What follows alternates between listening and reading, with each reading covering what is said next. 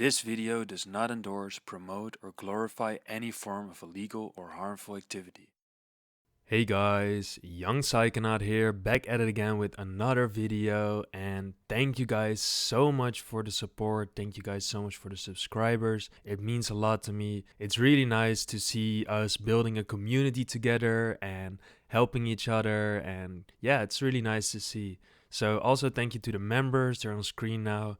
Thank you so much for the support, and yeah, I couldn't do this without you. So yeah, let's get into the video of today. So today I have another kind of story time video for you guys. Basically, I'm just calling it Young Psychonaut Lore now. I thought that would be a cool name for this series, but basically it's the story time videos. And today the story plays in a time of my life where I just turned 18, basically just got into geeking, just got into other substances than cannabis.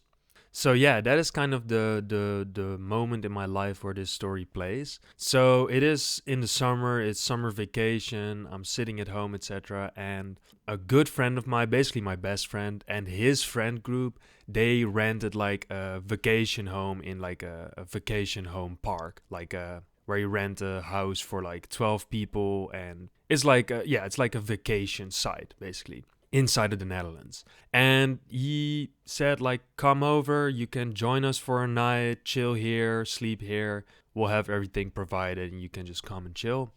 So I was like, yeah, that sounds like an amazing plan, let's do that. So I got on the train, I went there, and obviously I brought the shit. You know, I brought some good weed. I brought like a 5-gram hash block or something like that, like a 10-gram hash block. It was like a lot of hash. So I was like, we're set. I also got some ecstasy. I got some MDMA pills.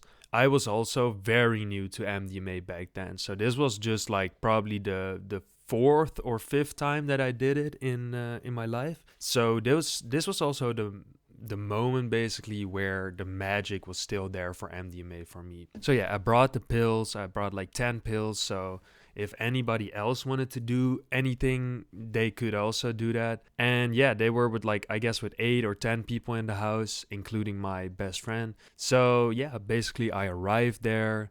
We just hung out, smoked some weed, did some fun activities, etc. And while the evening was progressing, me and my boy were like, you know, we want to do some ecstasy. This will be a really fun time to do ecstasy, like in this park, in this fun vacation house. And a few of the others that hadn't tried ecstasy ever were also like, let's try it, let's do it. So it was also pretty cool to be like a little bit of a guide for them. Even though I hadn't done it that much, I mean, I had much more experience with it than them. So it was kind of fun to like introduce them basically to MDMA, to ecstasy. And yeah, so we popped the pills and it was pretty insane. It was pretty magical. We went outside in the dark, went for a walked like around the whole park, and then we met some Polish guys that were hitting a dab pen outside, like with some cannabis concentrate in it. So we were absolutely geeked as fuck going through those guys, hitting the dab pen outside, and it was strong as fuck. We were so fucking high back then. And yeah, it was pretty fun. So at a certain moment, we were absolutely geeked. We were going back to the house. And basically, we had almost all our shit just lying on the table, like rolling trays, block of hash. Like I didn't have like the pills literally on the table, but basically. So we were just like smoking a joint back on the patio, and it was probably like 1 o'clock at night or something. And the guy from the vacation, like the security guy basically walks by and he smells our weed. And obviously in a vacation park with families, etc., it's not really allowed to do this. I mean, we were pretty low key, we're not like causing any disturbance, but I mean the smell was pretty pungent. So he came to us, and me and my bro were absolutely geeked. We were like, what the fuck? No. He'll come in here and see all our shit and either kick us out or call the police or whatever these kind of security guards want to do with you. And so I got the hash bar. I tried to stash it somewhere, but first I had to get the pills and stash it because I was like, these pills, this is like the worst thing that they could find. So I got the pills. I put them like beneath the sink, like inside of the underside of the sink somewhere. And me and my boy just ran upstairs to the bathroom and we locked ourselves in there.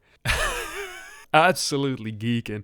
We were looking at each other like, bruh, what the fuck is going on? Please do not find us. Please do not find us. And we were huddled in there for like probably half an hour, like absolutely terrified, probably for no reason. I mean, these guys are pretty like reasonable and chill in general, but it was one of our first time like being this geeked. So we were like, damn, this is really the end of us, and like we're really going down like that.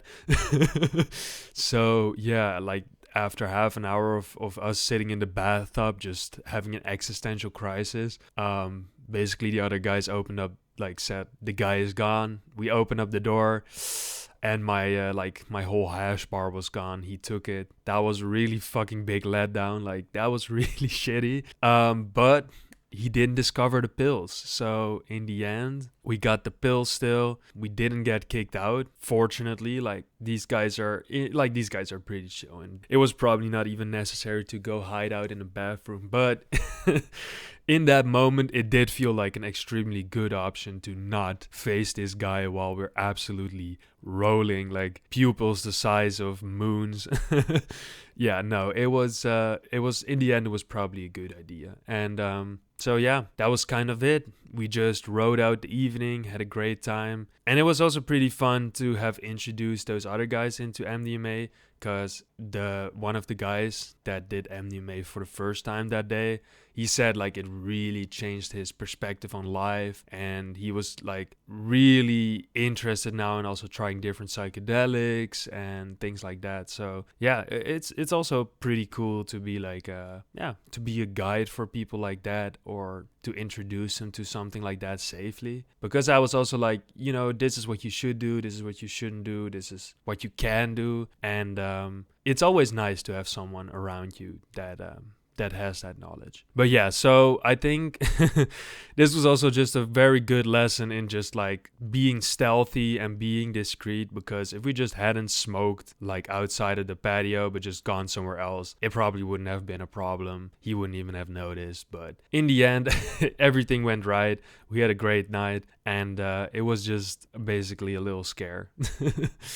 But yeah, it was a fun experience though. But it's so sad though that nowadays MDMA just doesn't have the same magic for me anymore.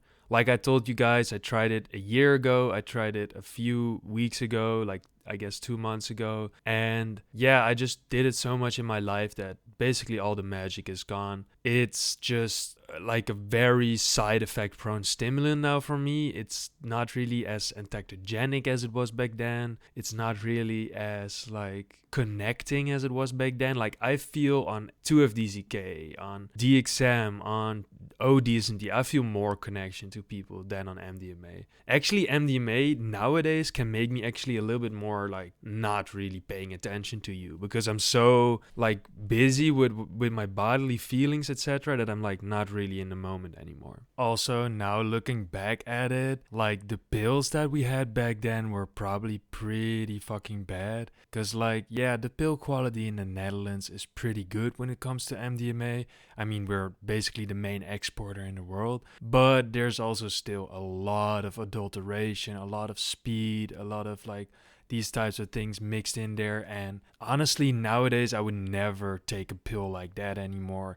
I would just get actual crystal like Molly MDMA and just dissolve it in some water. It hits you faster, it's more tangible, less adulteration, less bullshit, etc. But yeah, back in the day, we would just get some pills and just trust them and also take them whole. That is also one thing that nowadays I would just dissolve them in water. It's just so much better. But yeah, all those kinds of things we didn't know back then. But I guess it also didn't matter really that much. Like the first few times when you do MDMA and the magic is still there, all these types of things are a little bit more circumstantial, because yeah, you're just gonna have a pretty good experience in general. At least that's how it was for me. So yeah, I don't know. I would say definitely to people that haven't done MDMA much, like really enjoy these first few experiences, because the magic is gonna like dwindle away, and after that, it's just not really as interesting anymore. Sadly, very sadly. So yeah, guys, I hope you like this video. It's a little bit different format than maybe my last few months of videos. Like, I've done a lot of tier lists, but I mean, yeah, I'm also maybe getting a little tired of only doing tier lists. So you will definitely see a tier list from time to time with me, but I also really like making these kinds of videos where I just tell a story, or I just talk about my experiences, or yeah, basically other formats. So yeah, I hope you guys liked the video, and I'll see you in the next one.